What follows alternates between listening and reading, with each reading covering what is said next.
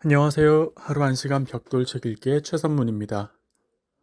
지난 시간 삼국지의 편지 내용을 간단히 정리해 보겠습니다. 편지에는 지난 얼마간 어머니와 동생 듀냐에게 있었던 일이 쓰여 있습니다. 라스콜리니코프에게 돈을 붙이기 위해서는 어머니의 연금만으론 빠듯해 듀냐가 한 가정의 거주형 가정교사로 일을 했었다고 합니다. 그런데 그 집의 가장이 듀냐에게 잘못된 사랑을 갈구하다가 그 모습을 부인에게 들키고 말았는데요. 부인은 상황을 오해해 두냐가 자기 남편을 꾀려는 것으로 착각합니다. 상황을 보고 싶은 대로 이해하게 된 것이죠. 또 부인이 동네에 상당한 마당발이라 두냐의 평판은 곤두박질치고 맙니다. 어머니와 두냐가 이 일을 어찌해야 하냐 싶은 차에 사건을 만든 부인의 남편이 부인에게 진실을 구합니다. 양심선언을 한 거죠. 이 이야기를 들은 부인은 다행히 댐댐이 자체가 괜찮았던 사람이라 두냐에게 진심으로 미안해하면서 사죄합니다. 또 실추된 두냐의 평판을 수습하기 위해 최선을 다하고요. 편지에서 어머니는 이로써 진짜 좋은 일이 시작되었다고 합니다. 하늘로 치솟은 두냐의 평판을 듣고서 7등 문관 표트르 페트로비치 루진이라는 인물이 두냐에게 청혼을 했다는 것이죠. 루진은 45세로 나이가 많지만 형편이 괜찮고 댐댐이도 괜찮아 보여 모든 게 긍정적이라고 합니다. 미래에 대한 낙관으로 가득 찬 편지였었습니다. 이런 내용을 라스콜린코프가 직접 확인한 다음 사꼭지가 바로 이어집니다. 사꼭지에서는 라스콜린코프가 루진을 냉철하게 평가합니다. 편지의 행적만 보고도 루진이 인색하고 옹졸한 인간임을 간파하죠. 또 지혜롭고 현명한 두냐 역시 이것을 모를 리가 없다고 하고요. 다시 말해 두냐가 자기 자신을 위해 이런 선택을 할 리는 없다고 합니다. 이 모든 게 장남인 자신 라스콜리니코프를 위한 희생이라고 하고요. 루진이 아마 라스콜리니코프에게 일자리를 내어줄 수도 있을 것이라고 봤기 때문입니다. 이때 라스콜리니코프의 대사가 인상적입니다. 우리는 우리 자신이 아니라 다른 사람을 위해서는 희생할 수 있다. 너무도 숭고한 문장인데요. 적어도 지금은 처절하게 읽히기도 합니다. 라스콜리니코프는 두냐와 이전 선술집에서 듣게 되었던 소녀 소냐를 겹쳐보며 마음으로 그들에게 질문합니다.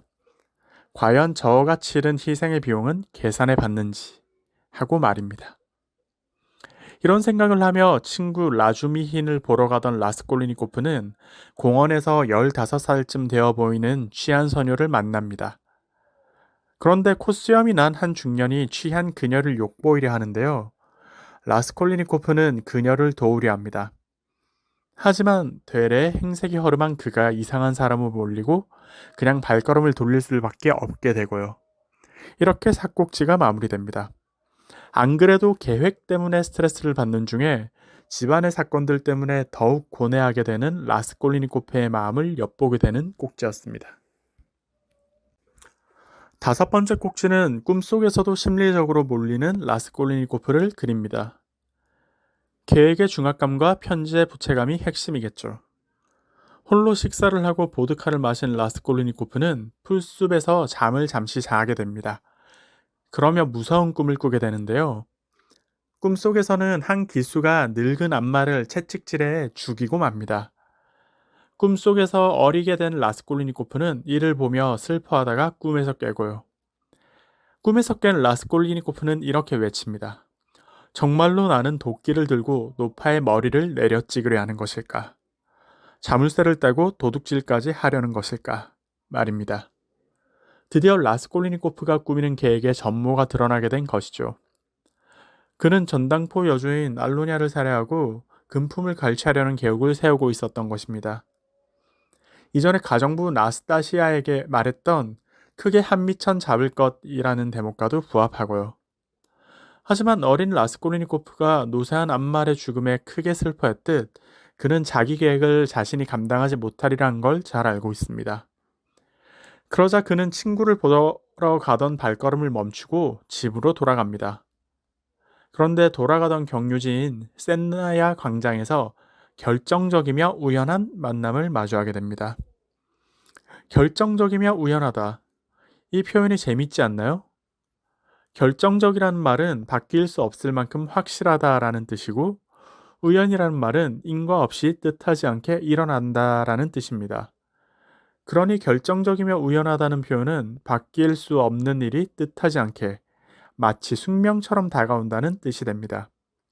살인이 숙명적이라니 어딘지 신경이 쓰이는 표현입니다. 아무튼 본문으로 돌아가 라스콜리니코프는 알로냐와 함께 사는 자매, 선량한 리자베타가 한 상인과 이야기하는 걸 들으며 다음날 저녁 7시에 알로냐가 집에 홀로 있으리란 걸 알게 됩니다. 이런 골든타임을 기동량으로 알게 됐으니 라스콜리니코프에게는 마치 신의 계시, 숙명처럼 느껴지는 게 그럴 법해 보이기도 합니다. 그는 이 순간을 이렇게 표현하죠. 운명 같은 순간에 자신이 결정하지 않은 일이라고요. 방금 꿈에서 깨어나 자신의 계획을 감당할 수 없다고 해놓고서는 결정적 우연을 만나 급작스레 계획을 감행하기로 한 라스콜리니코프. 그가 과연 이 계획을 시행할 수 있을지 긴장감이 고조되며 꼭지가 마무리됩니다. 6번째 꼭지에서는 라스콜리니코프가 어떻게 이 사건을 계획하게 되었는지를 회상합니다. 라스콜리니코프가 처음 알로냐에게 물건을 맡기고 나와 선술집에서 술을 마시는데 옆에서 한 대학생과 젊은 장교의 이야기를 엿듣게 됩니다. 때마침 이 두 사람도 알로냐에 대해서 말하는 중이었거든요. 노인이란 결국 타인의 인생을 갉아먹는 해충과 같다. 이들이 젊은이에게 이자를 착취하는 것은 부당하다고 합니다. 그러니 어느 전도 유명한 젊은이가 노파를 죽이고 돈을 빼앗는다면 이것을 과연 범죄라고 볼 수 있을까 하는 이야기였죠. 얼핏 말도 안 되는 이야기지만 라스콜리니코프는 이에 전율을 느낍니다. 왜냐하면 자신이 돈을 빌리면서 한 생각과 완전히 같았기 때문입니다. 회상을 마친 라스콜리니코프는 그 당시의 전율을 다시금 느끼며 집으로 돌아갑니다. 그러고 하루가 지난 다음 날, 골든타임에 일어난 라스콜리니코프는 도끼를 외투 안쪽에 숨깁니다. 그러면서도 자기 계획이 실현되리라는 믿음은 없습니다. 되레 어리석고 추악하며 가당찮다고 하는데요. 인간은 결코 완전 범죄를 저지를 수 없는데 그것은 물리적으로 불가능하기 때문이 아니라 범죄자가 범행의 순간에 이성과 조심성을 상실하고 경솔해질 수밖에 없기 때문이라고 합니다. 그는 몽롱한 상태에서 이 계획이 결코 범죄가 아니라고 자기 암시를 계속해서 겁니다. 그러며 전당포로 향하는데요. 전당포의 벨을 2번 누를 때까지도 안쪽에서 반응이 없습니다. 그럼에도 라스콜리니코프가 초연하게 3번째로 벨을 누르자 운명처럼 빗장을 여는 소리가 들립니다.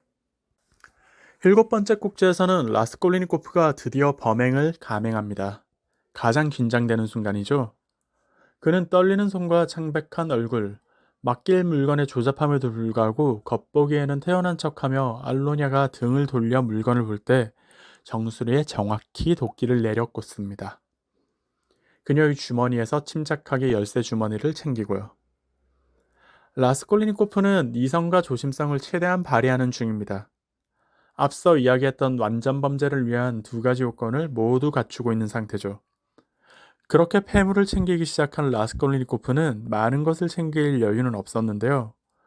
물건을 담을 주머니가 넉넉치 않기도 했거니와 뒤쪽 문에서 딸그락거리는 소리가 들렸기 때문입니다. 바로 선량한 리자베타가 이르게 복귀한 것입니다. 라스콜리니코프는 완전 범죄를 위해 생각할 새도 없이 그녀에게 달려가 도끼를 머리에 내려칩니다. 그리고 이 지점에서 무언가 잘못되었음을 직감하고요. 이성과 조심성의 균형이 무너지고 자신에 대한 혐오가 번지기 시작합니다. 이 순간에 그의 마음을 묘사한 부분에 눈길이 오래 머뭅니다. 그가 중요한 문제에 대해서 눈을 돌리고 사사한 것에 집착하기 시작했다고 표현해요. 커다란 심적 공황에 빠지면 의도적으로 사소한 것에 집중해 정신을 돌리려고 하는 상태가 되는데 지금 라스콜리니코프가 정확히 그 꼴로 보입니다. 이처럼 7번째 꼭지는 2건의 살인사건을 저지른 라스콜리니코프를 보여주며 마무리됩니다.